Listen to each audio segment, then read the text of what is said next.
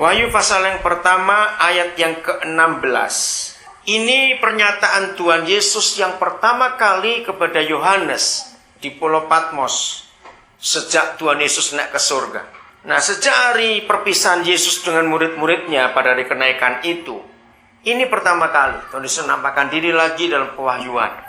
Langsung saya baca ayat 16. Diterangkan ia memegang 7 bintang, dan dari mulutnya keluar sebilah pedang tajam bermata 2, dan wajahnya bersinar-sinar bagaikan matahari yang terik. Ayat 17. Ketika aku melihat dia, tersungkurlah aku di depan kakinya, sama seperti orang yang mati. Tetapi ia meletakkan tangan kanannya di atasku, lalu berkata, jangan takut, aku adalah yang awal dan yang akhir. Ayat 18. Dan yang hidup, aku telah mati, namun lihatlah, aku hidup sampai selama-lamanya, dan aku, Yesus Tuhan kita, memegang segala kunci kematian dan segala kunci kerajaan maut. Saudara, kalau kita baca ayat ini, Yesus Tuhan yang telah naik ke surga. Minggu lalu kita masih memperingati hari kebangkitannya. Minggu lalu juga Oki masih sama-sama ke gereja beribadah merayakan Paskah. Kalau kita ingat apa yang dikatakan Paulus dalam 1 Korintus 15. Jelas sekali. Hai maut, di mana sengatmu? Hai kematian, di mana kekuatanmu? Saudara, musuh terakhir manusia adalah kematian itu, adalah maut itu. Nah, tapi dalam ayat 18 ini dijelaskan bahwa Yesus Tuhan kita itu adalah satu-satunya pribadi yang memegang segala kunci maut dan kerajaan maut. Jadi kata segala, kita lihat ya kata segala. Ternyata mati itu gak cuma satu kuncinya. Ya, perhatikan. Mati atau maut itu gak cuma satu. Seringkali orang berkata begini, wah kalau orang itu matinya sakit, itu baik. Kalau matinya gitu nggak baik. Saya tolak pendapat itu. Mati dengan cara apapun, itu tetap tidak baik karena itu kekuatan si iblis. Betul tidak, saudara? Tapi Yesus sudah menang. Jadi kalau dikatakan Tuhan Yesus memegang segala kunci maut, berarti untuk cara mati itu ada banyak, karena ada segala kunci. Bagaimanapun juga setanlah yang punya kekuatan neraka dan kematian itu. Tuhan kita tidak punya itu, karena dia adalah hidup. Amin, saudara. Apalagi dia sudah bangkit. Jadi segala kunci maut itu artinya ada orang mati dibunuh. Papa saya mati dibunuh waktu saya umur 9 tahun, dia masih umur 31 waktu itu. Ada orang mati karena terbakar. Ada orang mati karena kecelakaan dengan cara yang macam-macam. Banyak cara mati. Segala kunci maut ini kita harus pegang baik-baik. Saudara tahu artinya kalau orang itu pegang kunci? Berarti dia apa? Dia pemenangnya. Amin. Maka itu keluarga, teman-teman semuanya, kita gak usah mendiskusikan. Kenapa Oki seperti itu? Setelah kita lihat firman ini, ternyata setan punya macam-macam cara untuk membunuh orang. Tapi mereka bodoh. Mereka salah. Hanya yang percaya kepada Tuhan Yesus, nggak ada kata mati. Kenapa nggak ada kata mati buat kita? Kalau saya pakai kata-kata pendeta Roni Daud Simeon, bagus sekali. Saya sering menggunakan kata itu. Pendeta Roni mengatakan begini. Bagi orang percaya, mati itu indah. Kenapa?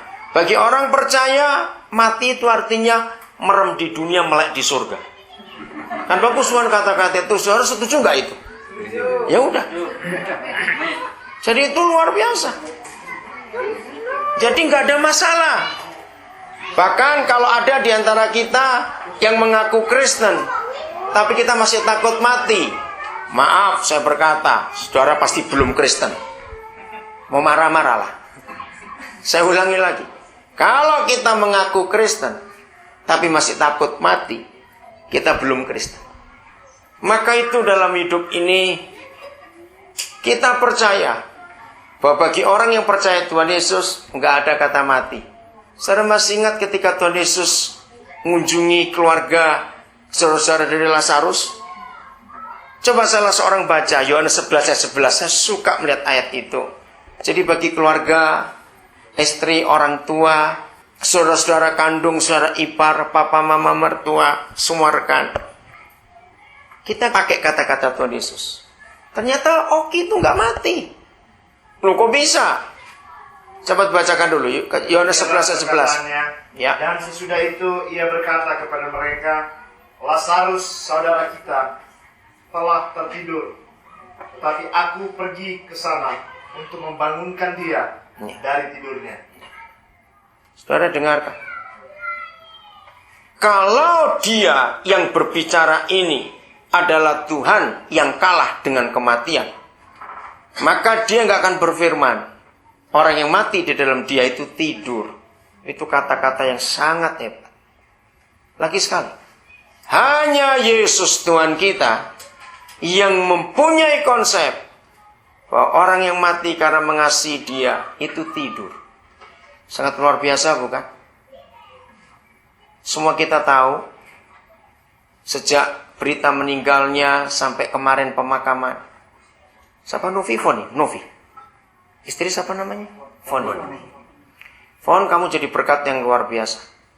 Sepanjang hari ini, kalau saya hitung antara 8 sampai 10 orang yang saya dengar cerita soal imanmu, bagaimana ketegaran hidupmu, dan itu sungguh luar biasa.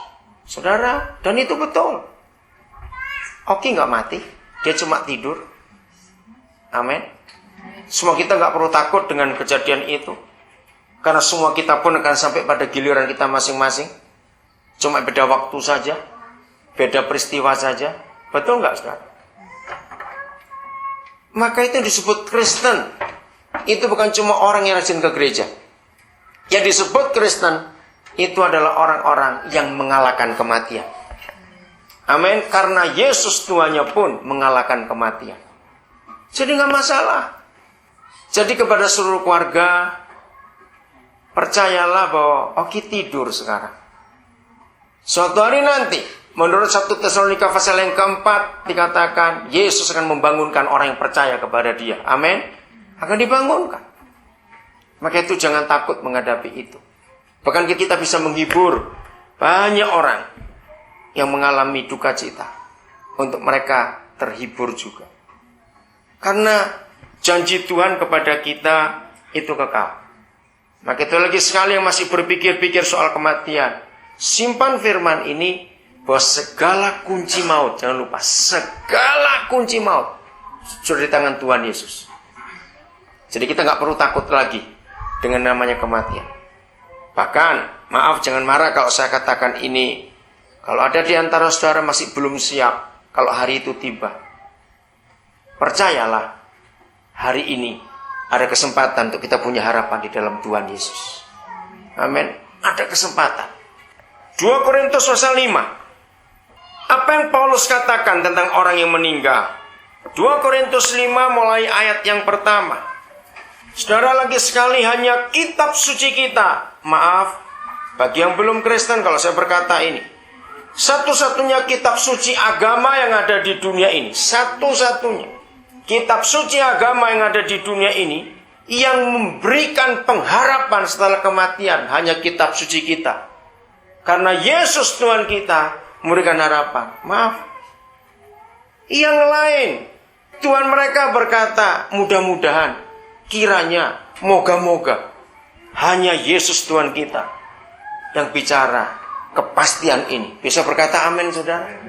Maka itu gak usah takut. Sungguh buat kita kematian luar biasa. Sekarang kita lihat apa yang Paulus ngomong soal kematian. Ayat 1 2 Korintus 5. Karena kami tahu bahwa jika kemah tempat kediaman kita di bumi ini dibongkar. Saudara, Paulus mengatakan kalimat yang bagus. Rumah tempat kediaman kita di bumi ini dibongkar. Nah, rumah itu adalah tubuh kita, fisik kita ini. Ya, Tuhan telah menyediakan suatu tempat kediaman di sorga bagi kita. Suatu tempat kediaman yang kekal. yang tidak dibuat oleh tangan manusia. Wahyu pasal yang pertama ayat yang ke-16. Ini pernyataan Tuhan Yesus yang pertama kali